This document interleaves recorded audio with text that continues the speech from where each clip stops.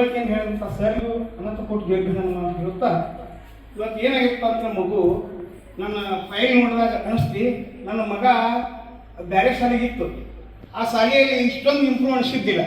ಇವತ್ತು ಫೈಲು ಮತ್ತು ಇವನ್ನು ನೋಡಿದಾಗ ನನಗೆ ಹೆಂಗೆ ಅನಿಸ್ತಪ್ಪ ಅಂತಂತಂದ್ರೆ ಇದು 100ಕ್ಕೆ 100 ಸತ್ಯ ಐತೆ ಅಂತ ನಾನು ಹೇಳಕ್ಕೆ ಹೆಮ್ಮೆ ಪಡ್ತೀನಿ.